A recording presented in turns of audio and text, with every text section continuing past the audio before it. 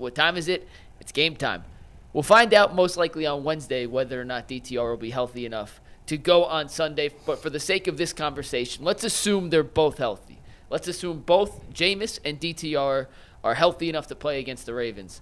Tyvis, it was up to you.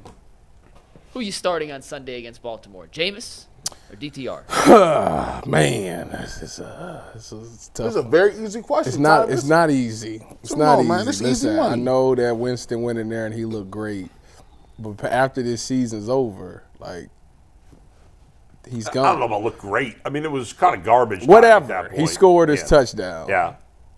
Whatever the case may be. Yeah. If both is healthy, DTR is the only one that's going on that's going to be here past this season. So you got to see what you got, and I think that you got to go with.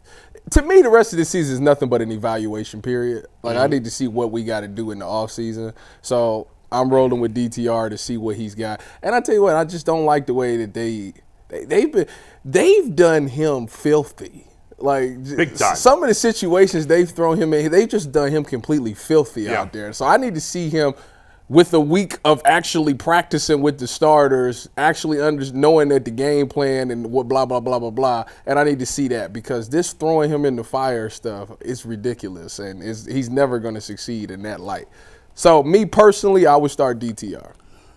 So McNuggets, I've been in the lab thinking about this. And there's only one way you can answer this. And I'm going to be the first one to introduce this right now on UCSS. Live. Can I make a prediction of G's? Exclusive. What is it? Go ahead. I'm actually going to predict, G, did you say something like this on the postgame show? I might have. It's not an exclusive. I'm not gonna steal your thunder because I think I know where you're going. Go ahead. And if you don't, G, Don't I'll steal bring it up thunder. after because Okay. I agree It's no with longer you. an exclusive. I agree with you. So here's how we do this. You got two ways, and I'm going to reach out to the chat and let y'all know how, as a community, we're going to come to a conclusion. Either you want to lose games, Yeah. and if you want to lose all the games and tank, you play DTR. There you go. If you want to somehow save your jobs and win some football games and look competent, you play Jameis Winston. Jameis Winston is good enough to win you 6 games maybe. But here's the point. That 6 games comes at what cost? Because 6 games don't get you where you need to be with this quarterback situation. And by the way, that's where they're going with it. If you want to tank and you want to just run around and have some games and act like you're looking for people for the future, you put DTR in, you let them take these L's, and you get you a 2-and-something record, and now we can cook and get back to what we need to be getting back to. So which route would you take? This is a difficult one for me. You just said to him it was an easy. It's a difficult one for me. did. Oh, this is easy work. It was difficult because my monologue was so good. I was like, dang. G, you haven't even got to the point of the monologue. G, here, alley-oop. Can I finish off the dunk? Go ahead. Andrew Berry might be fighting for his job here, and Kevin Stefanski might be fighting for their job. There it is. And if they don't have the guarantee that they're going to be around next year, what incentive do they have to tank if Why? they don't know they're going to be ones making See, the pick? here So in is- their best interest, maybe it is to win a few games here and convince Jimmy that they're the right tandem to captain this franchise in the future. And if that's the case, G, alley-oop back. listen, Double listen, alley-oop. wait. And it's off the glass, and I caught it. Well, I'm windmilling it. well, let me- and by the way, Andrew Berry, I would take DTR. Wait a minute. Because I want that pick so I can make. But if you Kevin Stefanski, you got to win games. Wait a minute. Jameis Winston's the answer. Let me. That's the smoothest handoff. Well, let me. Crazy. Well, let me go ahead and matumble this thing because the fact of the matter is, no matter what happens, whoever they start doesn't matter. At the end of the day, somebody's responsible for making a trade and paying somebody $230 million, and it turned out to be a disaster. They know behind the scenes. Somebody's gone. Somebody has to pay for it. That's right. Somebody, and it ain't gonna be Jimmy. So there you go. And that was a hockey assist. If you watch Ultimate Browns tonight, I'm gonna give the case for Andrew Berry and the case for Kevin Stefanski when they sit in the office at the end of the year and say, I should be here and he got to go. Yeah. Well, They gonna turn on each other. I said the other day, I smell if Andrew Berry was the driving force behind getting Watson, then he's gone. If Jimmy Haslam was the driving force behind getting Watson, then Stefanski's gone. Because then Jimmy's going to say, it's the coach's fault. He should be good. Whoever decided gets fired. No, forget all that. Yeah. Whoever decided to fire the whole offensive staff, I'm sure that was Jimmy. the whole thing has just been a disaster. Somebody got to pay for it. That's how I look at it. Yes, Tyvis, the turn is coming because you can't have two different conflicting interests here. Think about it if you Jimmy Haslam, right? You're going to make a decision. Somebody going to bite the dust for this one. Somebody going to get this work. Somebody's getting maybe it. all of them. Now, think about it. If you have a bad record, right, and you wanted something, is it easier to find a general manager or a head coach? And let me explain. If you get rid of the general manager, you got rid of the dang on scouting department and the GM before you make the biggest decision in Cleveland Browns history. By the way, this is the biggest decision. Wait a minute. This draft pick? Yeah. Well, it's the latest big decision. No, this is it. Because the fans is already burning. The angry mob is already outside. Yeah. In at least in 1999, at least you had some good grace and goodwill. Now, you were told this was a Super Bowl team. They hate the quarterback. They're arguing with the players. The only thing that gets you out of this is another shining savior. And they building the dome. And they building the stadium. And we got to make sure that thing is packed in 2019 and 2029. All the problems the franchise has right now can all be solved by getting it right at quarterback. Something they have not been able to ultimately do since Bernie Kosar. It's the biggest decision. Well. Yeah. Again, it goes back to who wanted Deshaun in the first place. Yeah, well, we don't know that. Because if that person is still around and is giving out thought on the draft pick, like that, you can't do that. Yeah. No. You lost lost credibility. Here's the problem. Do I trust Andrew Berry? Not really. But if I fire him, do I trust Jimmy Haslam to hire the right GM to replace Andrew Berry? No. He hired AB, didn't he? But here's the thing, Tyvis. If you do it at the end of the season, you have 2 months to get up to speed on all of the draft stuff. You're drafting a brand new guy. Let me ask a question. Why did Dorsey get fired? I was just thinking that. I'm trying to remember. I liked Dorsey at first. I kind of soured on him as I soured on Baker. And I've been thinking recently, maybe they made a mistake firing John Dorsey. I don't remember why he got fired. A big part, well, the team. Or did he get fired?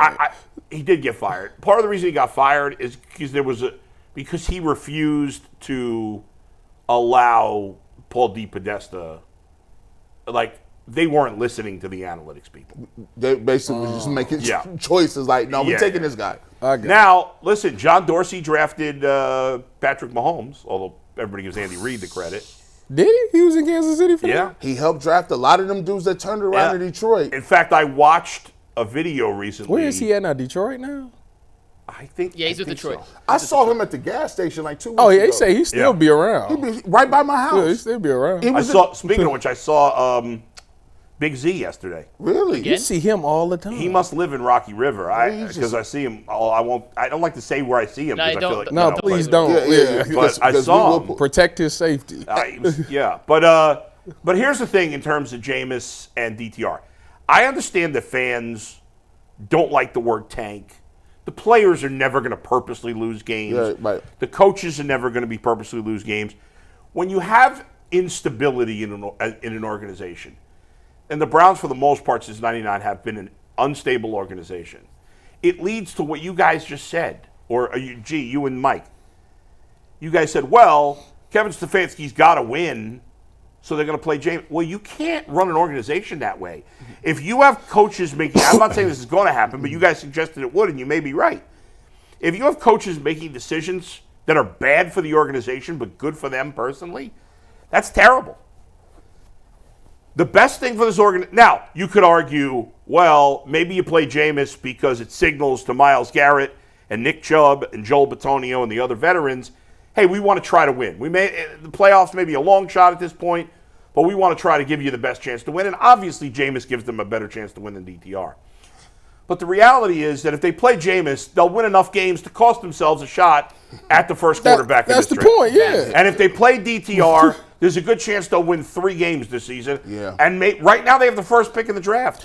They could easily end up with the first pick in the draft. Now, I don't know enough about college football to know if there's a short thing at 1. I know you guys have talked about it a little bit. It's a crapshoot this year. You know, but there may turn out to be a guy when it's all said. Everybody loves Cam at Ward. the moment right now, there's Yeah. no consensus on who the top quarterback Right. probably is. Who's this guy? Cam Ward? Cam Ward from Miami. No, there's some big Shador white dude. Sanders, Quinn Ewers, Beck, Carson Beck. Beck. Somebody was Carson Beck. Tell some Out of video Georgia. about this Carson Beck guy. He was I don't throwing- know Coming anything into about the him. season, they thought he was for sure the number 1. So what's happening with He's him? been He's playing throwing a badly? lot of He- picks. yeah, He's been getting under What press. team's he on? Georgia.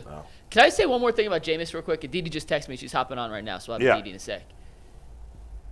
Heading into this season, the Browns had a top 3 ranked roster by almost any scouting site, whatever we looked at. I think we could all agree we may have overrated some of the talent on the roster. We 100% overrated 100%, talent. okay. Yes. Do you think if they play Jameis, it gives you a chance as an organization to evaluate the baseline of where some of these guys truly are, so you know, hey, we have to move on? But from a who? player? Who don't you know about at this point?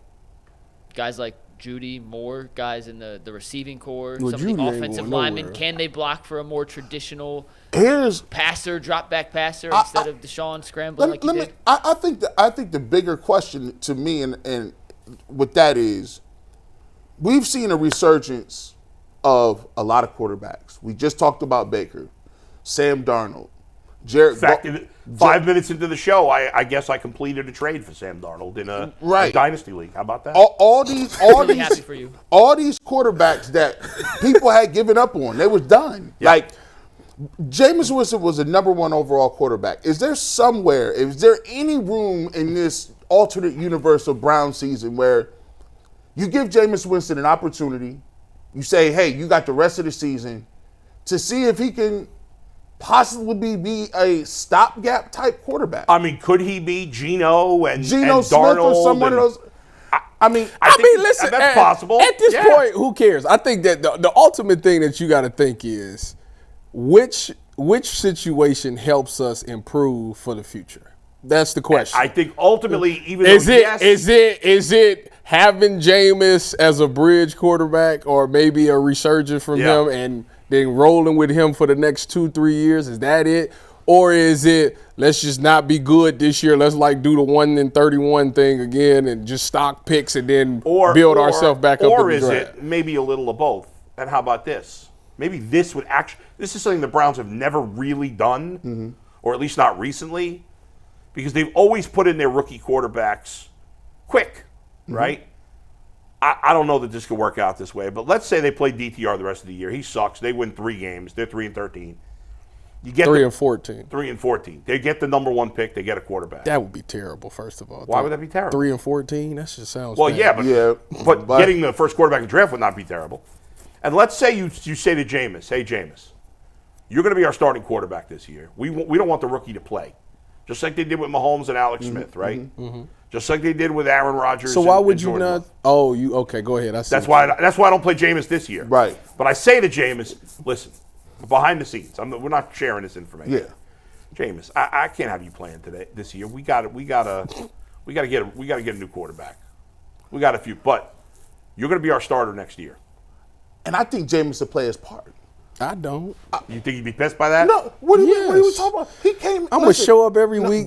I'm gonna show up every week, bust my butt in practice to know that lose. Tyvis, they hired him as a human shield for Deshaun Watson. Yeah, they did. That was funny when he said, "I was an honor to serve Deshaun." they listen. He'll play his part. He'll play his part. Let's see what Aditi thinks about it.